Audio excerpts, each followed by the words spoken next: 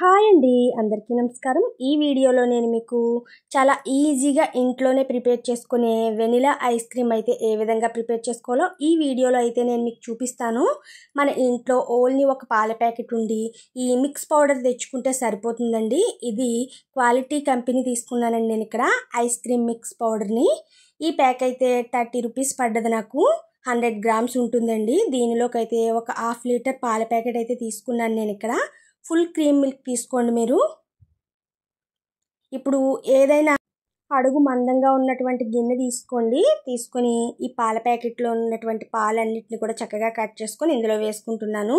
ఈ పాలను అయితే స్టవ్ పై పెట్టి మరిగించుకోవాలి మనం. స్టవ్ మీడియం ఫ్లేమ్ పెట్టి ఈ పాలను అయితే మరిగించుకోండి. మనకి ఈ ఐస్ క్రీమ్ మిక్స్ పౌడర్లోకి ఈ హాఫ్ లీటర్ పాలు అయితే కరెక్ట్గా సరిపోతాయండి. ఇలా ఒక పొంగు వచ్చింది కదా, ఇప్పుడు ఒక గరిట తీసుకొని ఇలా చుట్టూ కూడా చక్కగా ఇలా మీగడ అంతటిని కలుపుకుంటూ ఒక 5 నిమిషాలు మరిగించండి. మరిగించిన తర్వాత ఈ ఐస్ క్రీమ్ మిక్స్ ఉంది కదండి, ఈ మిక్స్ అయితే ఇందులో వేసుకొని చక్కగా ఇలా కలపండి. ఇలా కలిపేటప్పుడు స్టవ్ సిమ్లో పెట్టండి. మీకు స్వీట్ ఎక్కువ తింటాము అనుకుంటే కొద్దిగా పంచదార వేసుకోండి. నేను ఇక్కడ 1 స్పూన్ షుగర్ వేసాను అంతే, కానీ వేసుకోని అవసరం లేదండి. కరెక్ట్గా స్వీట్ అయితే సరిపోతుంది. ఈ ఐస్ క్రీమ్ మిక్స్ పౌడర్ వేసిన తర్వాత మనకి అడుగంటుతుంది కనుక చక్కగా ఇలా మిక్స్ చేస్తూ ఉండండి. ఒక 10 నిమిషాలు అయితే ఇలా కలుపుతూ ఉంటే సరిపోతుంది. ఇప్పుడు స్టవ్ ఆఫ్ చేసి పూర్తిగా చల్లారనివ్వాలి.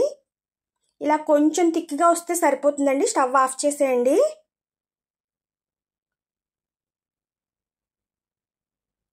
ఇవి పూర్తిగా చల్లారాయి. ఈ చల్లారిన తర్వాత మీ దగ్గర ఏది ఉంటే అది, ఒక స్టీల్ బాక్స్ ఉంటే స్టీల్ బాక్స్లో కానీ, లేదు అంటే ఏదైనా ప్లాస్టిక్ కంటైనర్ ఉంటే అందులో కూడా వేసుకోవచ్చు. కానీ మూత అయితే టైట్గా ఉన్నది పెట్టుకోండి.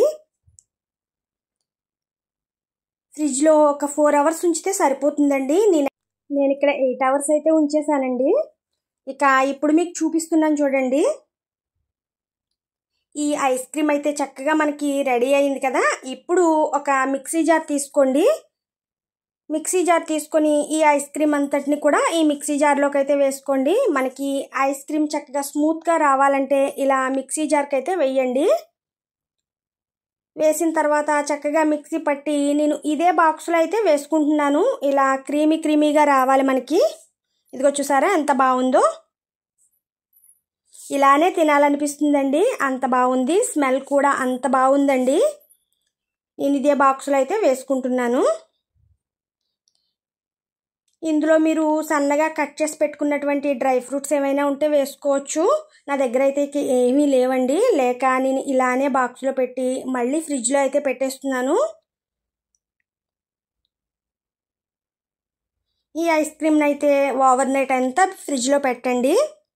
మాకైతే మార్నింగ్కి అయితే పవర్ ఎప్పుడు తీసారో తెలియలేదండి. మొత్తం మీద కరెంట్ అయితే లేదు మార్నింగ్కి. ఇక నేనైతే తీసేసాను, ఎందుకంటే ఈ రోజంతా కూడా కరెంట్ రాదన్నారు.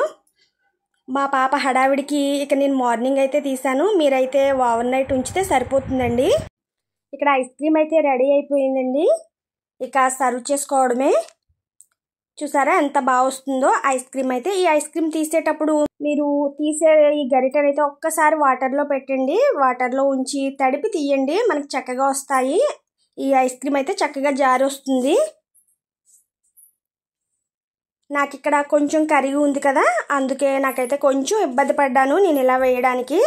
అంతేనండి, మనకి ఎంతో రుచికరమైనటువంటి ఐస్ క్రీమ్ అయితే రెడీ అయిపోయింది. ఈ సమ్మర్లో మీరు కూడా మీ పిల్లలకైతే చేసి పెట్టండి. ఓకేనండి, ఈ వీడియోని నేను ఎంతటితో క్లోజ్ చేస్తున్నాను. ఈ రెసిపీ కనుక మీకు నచ్చినట్లయితే తప్పకుండా లైక్ చేసి, షేర్ చేసి, సబ్స్క్రైబ్ చేయండి. కొత్త వాళ్ళు ఎవరైనా మన ఛానల్ ఫస్ట్ టైం చూస్తే 2-3 వీడియోలు చూడండి. మీకు నచ్చితే సబ్స్క్రైబ్